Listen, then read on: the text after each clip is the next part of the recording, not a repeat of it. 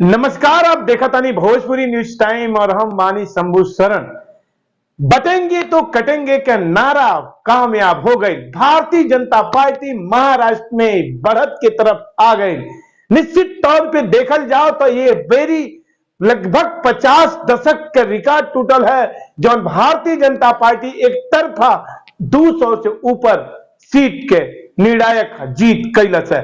वहीं उत्तर प्रदेश के मुख्यमंत्री योगी आदित्यनाथ के बटेंगे तो कटेंगे का फार्मूला साफ साफ नजर आ गई और उत्तर प्रदेश में भी 9 विधानसभा चुनाव पे 9 उपचुनाव पे जो सीटन पे चुनाव रहल वो में भी 7 पे विजय हासिल भारतीय जनता पार्टी कर लेलस। अपने तमाम सहयोगियन के सहयोग से भारतीय जनता पार्टी अपने फार्मूला के दम पे एक बार फिर से पीडीए के हवा निकालत नजर आई। उत्तर प्रदेश के अयोध्या के बगल वाली कटेहरी सीट बड़ी दिलचस्प रहे जो ने सीट पे समाजवादी पार्टी के जो किला रहे उद्ध्वस्त भइल और समाजवादी पार्टी जब अयोध्या में अपन लोकसभा में जीत दर्ज कैलस ओकर बदला भारतीय जनता पार्टी ये बटेंगे के कटेंगे फार्मूले से सिद्ध कर लेलस और उत्तर प्रदेश के मुख्यमंत्री काफी गदगद बाणन और बीजेपी खेमे में पूरा माहौल जो आनंद के हो गई कि अब हमार फार्मूला साबित हो गई, सही साबित हो गई। अब यही उत्तर प्रदेश के आगामी 27 में जो 2027 में विधानसभा के चुनाव होके वाला बा ओके भी देखल जात रहा है उपचुनाव से। तो ये उपचुनाव के निर्णायक जो भूमिका रहल इनमें साफ नजर आवता कि 2027 भी पीडीए और गठबंधन खातिर काफी राह आसान नहीं के जो फूलपुर सीट रहल वो समाजवादी पार्टी के हाथ से निकल गए। तो तमाम देखल जा कि उत्तर प्रदेश सरीखे अब एक तरफ था झारखंड जहां एनडीए अपन लाज बचौलत साग बचौलत तो वहीं महाराष्ट्र में पूरा सुपड़ा साफ हो गई।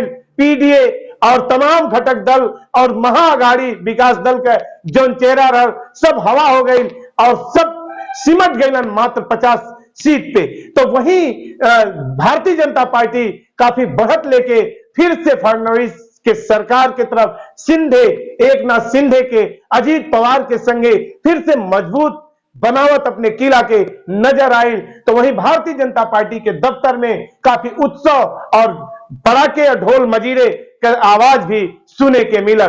तो देश के अंदर जो चुनाव भइल 2 राज्य में अभी निर्णायक जो वोट आयल एक तरफ झारखंड एक तरफ महाराष्ट्र। तो महाराष्ट्र में तो बीजेपी का वहां पे सुपड़ा साफ भइल लेकिन बीजेपी पूरी मुस्तैदी के साथ महाराष्ट्र में मजबूत होके उभर गई और फिर से अपने दमदार सरकार की तरफ बढ़त नजर आई। तो वही महाराष्ट्र मानुष का नारा दे वाले हिंदुत्व के काट चले वाले उद्धव ठाकरे जो बाला साहब ठाकरे के मिशन के आगे बढ़ावत रहन उनकर भी नैया ये चुनाव में डूब गए।